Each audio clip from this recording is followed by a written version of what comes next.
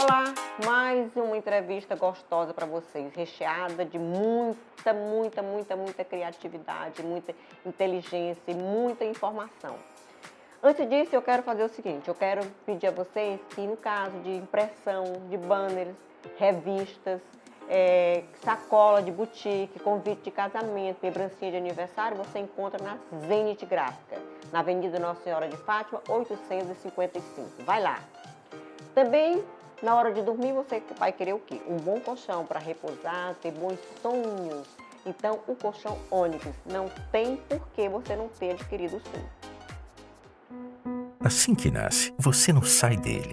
Depois, faz de tudo para não ir. É uma energia. Mais na frente, você usa também para se divertir. E vai chegar uma época em que você não vai ver a hora de voltar para ele. Um bom colchão te acompanha por toda a vida. E mais do que proporcionar uma boa noite de sono, proporciona um bom dia para viver. Experimente acordar bem. Colchão Onyx. E todo mundo tem problema de vista, se não tem cedo, tem mais tarde. Então, se você tem qualquer problema de vista, seja ele simples, complexo, precisa de um bom profissional, um bom hospital, Hospital de Olhos Francisco Vilar. Enquanto o João experimenta os primeiros óculos, Ana, vizinha dele, usa lentes de contato. A tia Marta, ela quer ficar ainda mais linda. E o vô Pedro agora pode ver melhor o rosto do neto. Hospital de Olhos Francisco Vilar, referência completa em oftalmologia, com você a qualquer tempo. Dr. Francisco Vilar, diretor técnico médico, CRMPI 743. E para adoçar a vida, nada melhor do que a Browneria da Elisa. Você faz sua encomenda diretamente no telefone que está aí no vídeo e você vai ter os melhores brownies da cidade. E o nosso entrevistado de hoje é o advogado e professor Luciano Nunes. É uma pessoa muito competente, já foi deputado estadual, já foi secretário municipal do Silvio Mendes e do Firmino Filho. Então tem um vasto currículo, né? Não dá pra gente falar tudo agora, senão a conversa vai cortada pelo meio. Boa noite, é um prazer tê-lo aqui no meu programa, no nosso programa do YouTube, né? Boa noite, Arlete, é um prazer é todo meu, é uma honra muito grande estar dividindo esse espaço aqui com você. E pelo visto nós temos muita novidade, né? Muita novidade. Você decidiu agora, né, dos tempos para cá, a ser professor. Por quê? Bem, como você mesmo relatou aí, eu passei 16 anos na vida pública, né? Exerci o cargo de deputado estadual, né, por 4 mandatos, fui secretário de administração, secretário de governo, secretário de saúde, né, nas gestões do Silvio Mendes e do Firmino. E na última eleição eu concorri ao governo do estado. Então, agora desde janeiro, estou sem mandato, né? E então resolvi voltar às minhas atividades profissionais. Eu sou advogado, né? E retomei o meu escritório de advocacia e também recebi um convite de uma faculdade particular aqui do estado, aqui em Teresina, para lecionar e também para coordenar o curso de Direito. Eu já tinha dado aulas, né, no mestrado e agora no doutorado, mas lecionar uma disciplina na universidade é a primeira vez, é a minha primeira experiência. E agora já chegando ao final desse primeiro semestre, eu posso dizer que foi uma experiência muito proveitosa, né, muito enriquecedora, porque além da possibilidade de você passar conhecimento, passar experiência, você também adquire muita informação, muita vivência. É uma troca muito interessante essa troca do professor com os alunos, né, e o aluno com o professor. Então, eu também fui professora, hoje sou aposentada e realmente é muito enriquecedor, né? E satisfação para a gente por saber que está contribuindo para o desenvolvimento daquela pessoa. Hoje, quando eu encontro determinados alunos meus de anos atrás, professora, estou bem, quer dizer que valeu, né? Valeu, estou bem, estou empregado, tenho família. Quer dizer, é muito bom você ter um retorno, um feedback desse, né? Sem dúvida, é uma interação muito importante, interessante, né? Troca de experiências, né? E você também tem a oportunidade de orientar, de repassar alguma da experiência vivida para esses alunos que estão iniciando as suas vidas profissionais agora, né? Que estão iniciando o curso de Direito e que tem ainda uma longa estrada a percorrer. Então, a gente mostrando o que é que aconteceu com a gente, o que é que deu certo, o que é que não deu. Passando um pouco dessa vivência, realmente dá uma satisfação pessoal muito grande, uma experiência profissional, mais uma experiência profissional. Com certeza. Mas a política está muito enraizada na sua família, na sua vida, né? Seu avô, Alcides, passou por 3 mandatos na Assembleia. Seu pai, Luciano, 3 mandatos na Assembleia. Se eu estiver errado, me corrija. Você, 4 mandatos na Assembleia. Pretende voltar a essa política? Olha, política assim, é uma paixão, né? A rigor, pela essência, né? Todos nós somos políticos, né? Todo mundo que vive em sociedade, que vive numa comunidade, é um ser político. Exercer a atividade político-partidária é o ápice, né, desse ser político que nós somos. E eu confesso que é uma paixão, que eu gosto muito de política, continuo na vida político-partidária, ainda exerço, hoje eu sou presidente do PSDB aqui no estado do Piauí. Hoje à tarde mesmo tive reunião com segmentos do partido, buscando fortalecer o partido. Então, o que eu digo para quem me questiona? Essa é uma pergunta recorrente, né? Onde a gente anda, cadê você? Vai voltar? É candidato? É isso, é aquilo? Eu digo sempre que eu não tenho obsessão, né, por disputar o cargo A, B ou C, mas eu tenho disposição para contribuir. Então, o meu nome está à disposição do meu partido, está à disposição dos piauienses. Uma candidatura majoritária, sobretudo, é uma candidatura que não pertence só à disposição pessoal do candidato, né? Eu quero ser candidato, né? Tem todo um contexto, tem toda uma circunstância que tem que convergir para você. Então, dentro desse processo, eu já coloquei o meu nome à disposição do meu partido. No próximo ano nós temos eleições municipais e o meu nome está à disposição do partido. Se eu vou ser candidato ou não, aí só as circunstâncias do momento que independem da minha vontade é que vão dizer. Mas eu tenho disposição para isso, sim. E digo uma coisa que eu vi uma declaração sua dizendo que o Brasil está passando por um momento muito difícil, né? Dificílimo. A gente está vendo na televisão toda hora aí as problemáticas que o governo está enfrentando, tem para enfrentar, e que a principal solução para um Brasil melhor seria consertar desigualdades que existem, né? Como cidadão, me diga o que o senhor faria, e como político, o que você faria numa situação dessa para amenizar essa problemática do Brasil?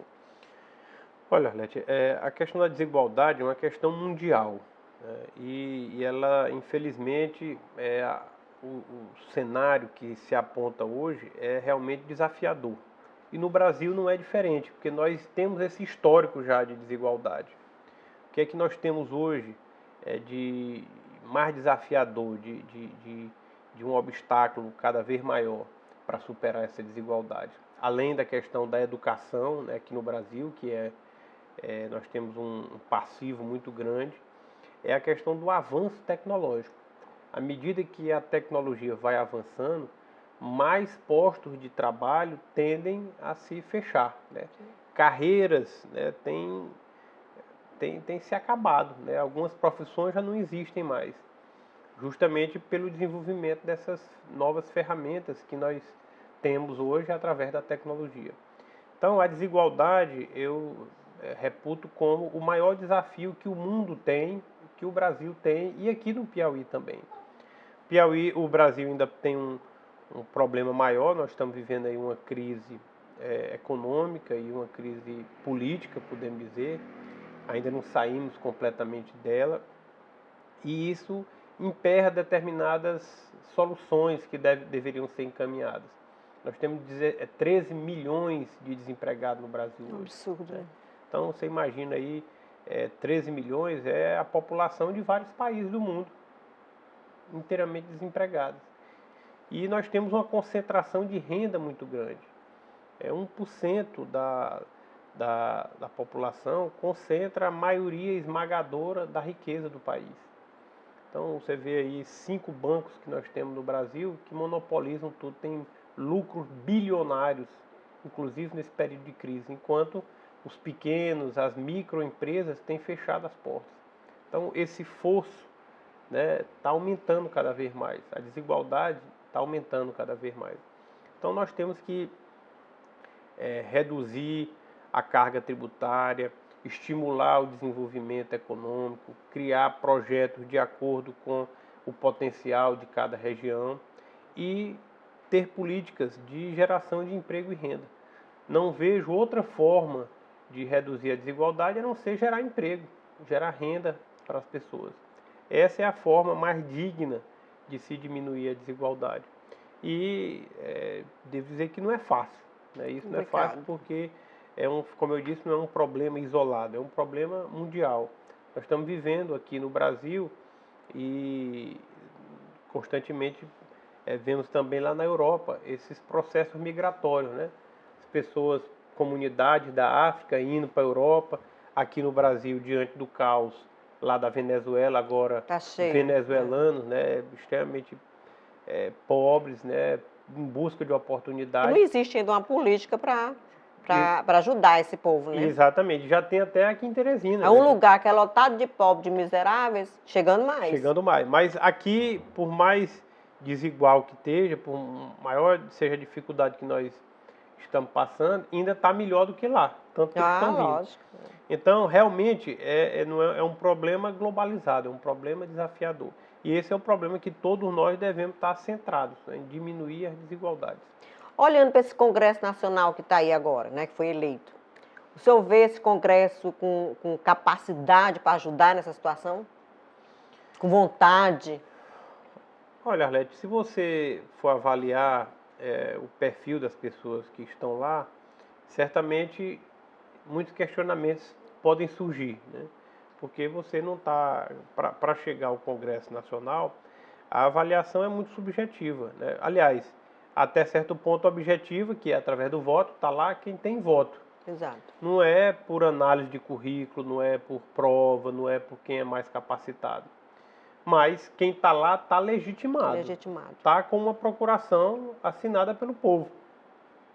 Então nós temos que acreditar que esse Congresso seja capaz de dar as soluções. Aliás, muito se diz, se fala sobre a política, né, que se questiona a democracia, as instituições, o executivo, o judiciário, o próprio legislativo. Mas esse é o sistema que nós temos e no mundo o que tem de melhor é a democracia, onde o povo manifesta a sua vontade. Os outros regimes são regimes ditatoriais. Terríveis. Tiranias, né, onde as pessoas não têm liberdade sequer de expressar a sua vontade, de expressar a sua opinião. Então, é nesse regime que nós vamos ter que achar a saída. É nesse regime que nós vamos construir as alternativas. E nós temos que acreditar, sim, que o presidente da República, que o Congresso Nacional, que a Câmara dos Deputados, o Senado da República, serão capazes de achar as soluções, com a participação da sociedade civil organizada. As pessoas têm que manifestar, têm que se manifestar, têm que ir às ruas.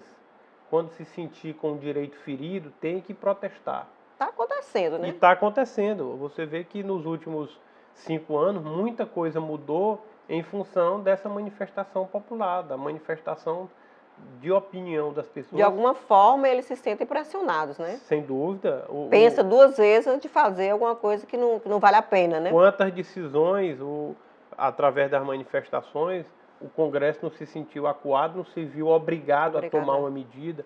O próprio presidente da República já voltou atrás em determinadas posições em virtude da repercussão de medidas. Então, é importante essa participação. O que ocorre no Brasil é que as pessoas se manifestam só de 4 em 4 anos, quando tem que votar. E isso não é o exercício da democracia pleno. O voto é importante, mas a manifestação, dia a dia, a vigilância, né, a fiscalização, como vai o deputado que eu votei, como vai o governador, o prefeito que eu elegi, é fundamental para o amadurecimento. Mas melhorou muito, da né? Nossa, ultimamente. Demais, sobretudo com o avanço tecnológico, com o acesso hoje às mídias sociais, né, às redes de computadores. O que nós estamos fazendo aqui hoje, né? Através de uma tecnologia, de uma ferramenta, né, nós podemos chegar aí no mundo todo No mundo Isso todo. era impensável em épocas atrás se não fosse através de uma emissora de televisão. Então, todos esses são mecanismos de educação, de conscientização. E é através dessas ferramentas e da movimentação e da influência e da opinião de pessoas como você que nós vamos amadurecer a democracia e chegar a um bom caminho. É o Se que, Deus quiser. é o que todos nós acreditamos. O senhor acha que o PSDB, a nível nacional, ele está se reformulando? O PSDB, como todos os partidos no Brasil, precisam se reformular, se reestruturar. Eu disse recentemente, numa fala minha, que o mundo mudou e o Brasil também mudou. E nós temos que mudar para não perder o passo dessa evolução. Eu diria que os partidos políticos no Brasil perderam um pouco desse passo. Não acompanharam essa evolução. Perderam um pouco da sintonia com os anseios da população. E é preciso retomar isso para não se perder a legitimidade dos partidos. É preciso retomar essa sintonia para continuar existindo. Porque hoje, se você não estiver sintonizado com o mundo, com o Brasil, com a realidade, você corre o risco de desaparecer. E esse é o risco que os partidos políticos estão correndo.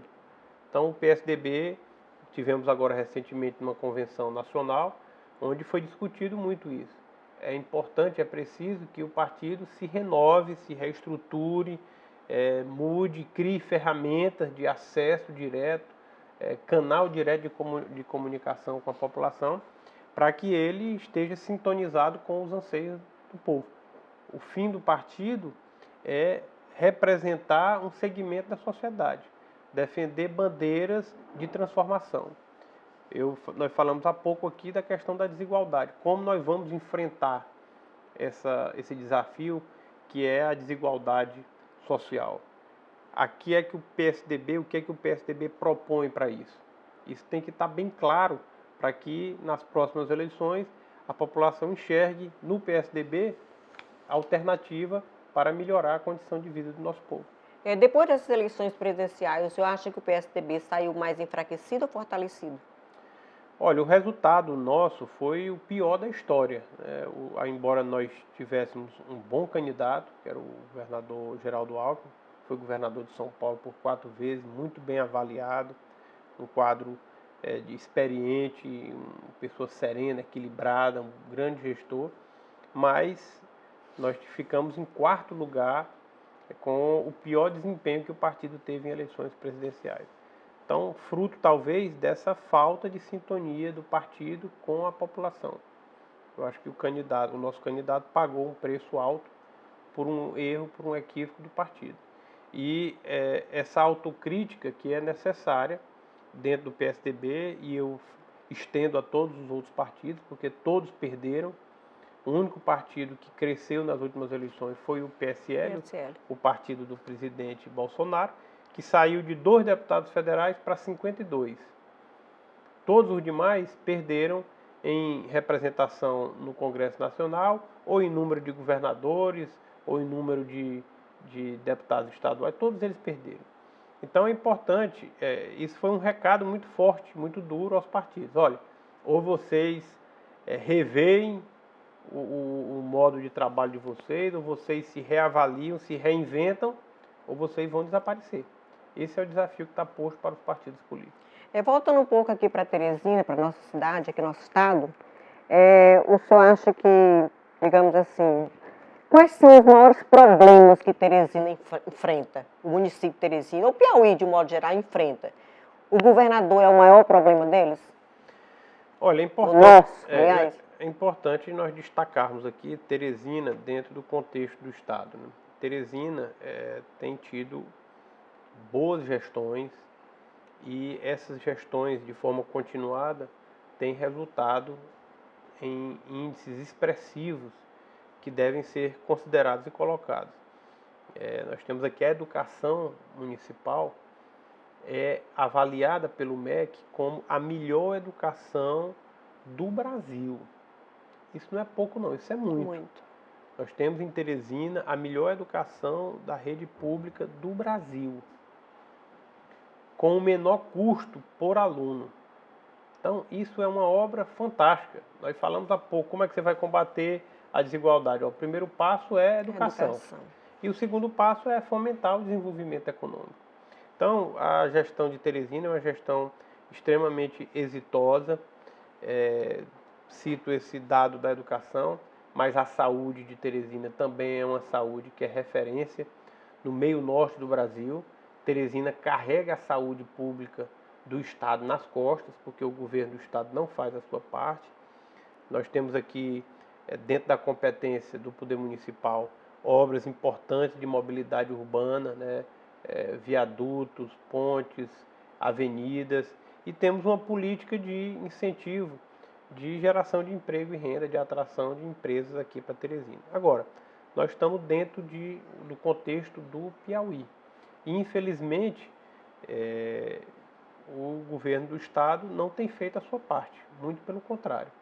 Os índices da educação continuam sendo os piores do Brasil, a saúde pública do Estado vai de mal a pior, com falta de estrutura nos hospitais regionais, falta de resolutividade. Basta falar aqui em Teresina da maternidade Dona Evangelina Rosa, muito que está triste, né? Muito triste. O HGV praticamente fechado também. Não temos segurança pública, as viaturas, os policiais sem munição, sem infraestrutura, e não temos uma política de desenvolvimento do Estado. O governo se resume a tirar empréstimos para pagar os empréstimos passados. Não tem uma obra estruturante realizada pelo governador Wellington Dias nessas quatro gestões. Está aí o Porto de Luiz Correia, o Centro de Convenções aqui em Teresina, que é uma cidade que é polo de serviços, saúde e educação. Nós não temos um centro de convenções, fechado aí há 10 anos pelo atual governador. Obras importantes lá no sul do estado, como a Transcerradas, a duplicação das BRs, a 316 e a 343, as entradas e saídas de Teresina.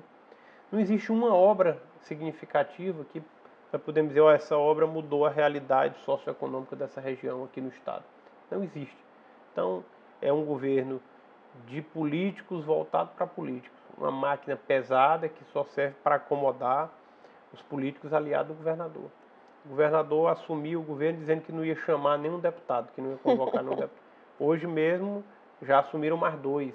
Nós já vamos aí com 7. 7 deputados estaduais convocados e um deputado federal. Isso onera o poder público. Isso onera a máquina do Estado. O governador diz que não está dando reajuste para os servidores por falta de dinheiro. E, ao mesmo tempo, fica convocando enchendo o bolso de outros. Convocando deputados para assumir secretarias e, consequentemente, gerando mais despesa. Então, ele é um governo que se preocupa só em fazer política. Não se preocupa com a gestão, não se preocupa com o desenvolvimento. E desenvolvimento é diminuir desigualdades. Eu volto para a questão da desigualdade. Certo. Você só combate a desigualdade se você gerar desenvolvimento, se você gerar emprego, gerar renda, gerar oportunidade para as pessoas. Toda essa má administração reflete na gente, no povo, né? Principalmente no de menor renda, as pessoas mais pobres, as periferias e tudo. Agora, o povo, tudo poder fazer a mesma coisa, não fazendo nada, tá entendendo? Eleito. É uma coisa meio que... No Piauí, nós temos que compreender as circunstâncias regionais. A última eleição, por exemplo, nós não podemos aqui negar a força do PT ou do ex-presidente Lula aqui no Nordeste. É inegável isso. E o Piauí está dentro do Nordeste. Dos 9 estados da federação, aqui no Nordeste, o PT ganhou nos 9. Ou diretamente com os seus candidatos, ou indiretamente através de seus aliados. Aqui, somado-se a isso, a essa força do ex-presidente Lula, esse apelo, nós temos um governador que era candidato à reeleição no cargo. Então, toda uma estrutura política no seu entorno. Tudo já montado. Juntou aí 18, 20 partidos numa coligação estrondosa. Então, com tudo, ele teve pouco mais de 50% dos votos. Você imagina que, se ele não tivesse no governo, se ele não tivesse com essa estrutura política toda, talvez o resultado tivesse sido diferente. Mas nós não podemos nos omitir e nem nos abater diante dessa adversidade. Nós estamos na vida pública para combater aquilo que a gente acha que está errado. E defender aquilo que a gente acha que é o correto. E nós saímos da eleição muito mais convictos e certos do que o que nós queremos, o que nós pregamos é o melhor para o Estado. Nós andamos muito e podemos ver de mais perto ainda, né, com mais precisão, as dificuldades. O senhor foi bem votado, né? Foi muito bem votado e saí da eleição. Claro que quando a gente entra na eleição, a gente entra querendo vencer. Mas devo dizer que saí muito feliz, satisfeito com a votação. Mais preparado para a próxima. Com a votação expressiva, né? Muitas manifestações de apoio, gestos de carinho, de norte a sul do Estado. E uma experiência agregada que uma disputa dessa magnitude, sem dúvida nenhuma, incorpora ainda mais experiência, mais vivência na atividade pública. Me diga, como advogado agora, vamos falar no senhor na profissão de advogado, que é o que o senhor está exercendo no momento. O que o senhor acha desse vazamento, dessa polêmica que surgiu domingo agora aqui, das gravações hackeadas do ministro Moro e os procuradores? Bem, são dois aspectos que tem que ser observado. Primeiro, o fato dos celulares de autoridades, né, terem sido invadidos. E não porque são autoridades, qualquer um de nós que tenha o celular invadido e ter todas as informações colocadas ao público dessa forma, eu vejo como muito grave, porque é uma violação muito grande.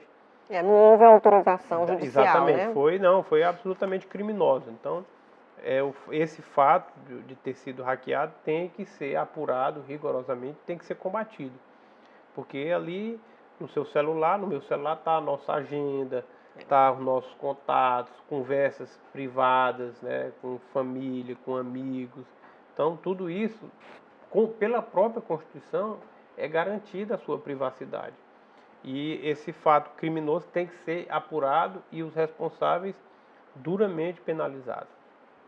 A outra questão que se discute é se essas conversas que foram tornadas públicas e que sinalizam para uma combinação entre o Ministério Público e o Poder Judiciário, que estavam julgando a Lava Jato, se elas comprometeriam toda a operação. Eu particularmente entendo que não, né? Mas essa é uma questão que vai ser amplamente debatida no Supremo Tribunal Federal, que é o nosso colegiado máximo, e já há uma sinalização de que não há unanimidade, né? Alguns ministros dizem que tem que ser anulado tudo, outros dizem que não.